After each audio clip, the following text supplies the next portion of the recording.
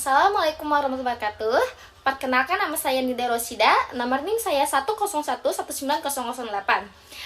Saya dari kelas 2A, Prodi D3 Keperawatan, Stikes Bakti Tunusada, Tasikmalaya. Baik, di video kali ini saya akan menjelaskan tentang logaritma Trias metode STAR. Nah, buat teman-teman yang pernah ke rumah sakit,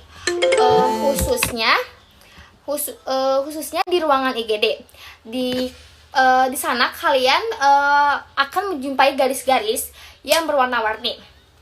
Garis itu biasanya diletakkan di lantai IGD. Jadi garis-garis tersebut dinamakan garis triase. Untuk lebih lengkapnya saya akan menjelaskan di video selanjutnya ya. Selamat menyaksikan.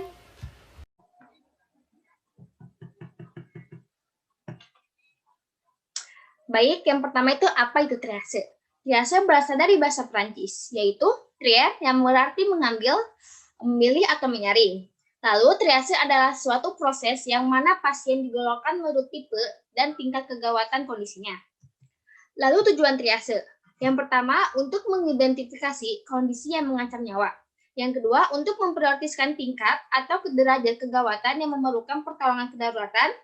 Lalu yang ketiga, untuk memastikan pengobatan terhadap korban tepat guna dan tepat waktu. Lalu ada metode triage atau STAR atau ininya simple triage and rapid treatment.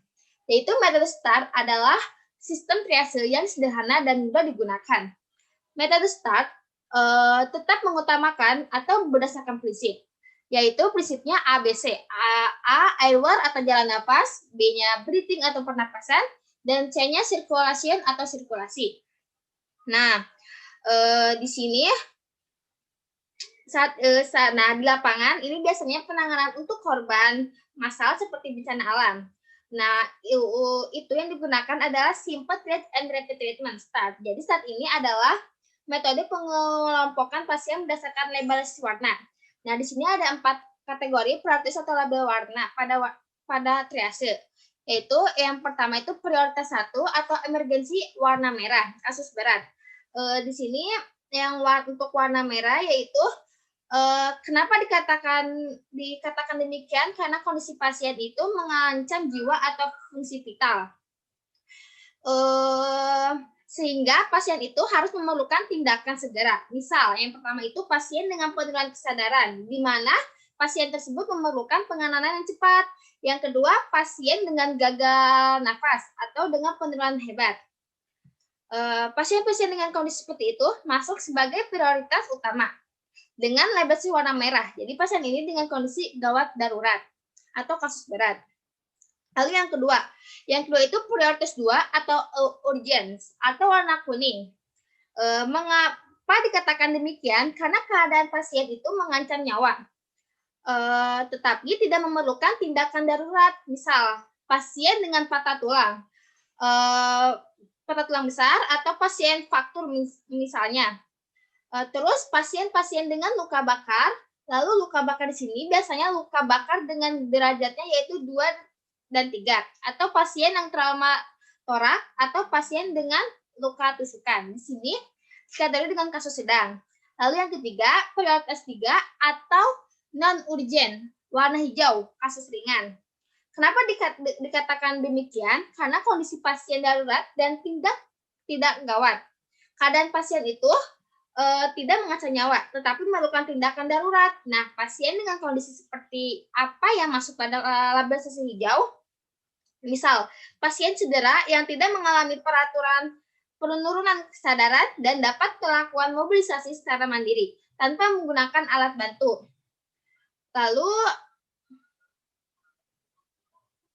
alat bantu seperti kursi roda atau juga pasien dengan luka bakar.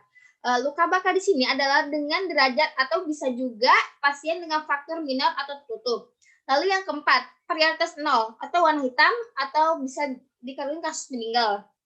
Kenapa demikian? Karena kesadaran pasien ini tidak mengancam nyawa dan tidak memerlukan tindakan darurat. Pasien dengan kondisi seperti apakah yang masuk dengan label warna hitam? Misalnya pasien sudah meninggal atau pasien dengan kondisi kritis di mana kesempatan atau peluang untuk hidupnya sangat sedikit. Jadi pasien-pasien itu termasuk dalam labelisasi hitam dan prioritas keempat itu untuk penanganannya.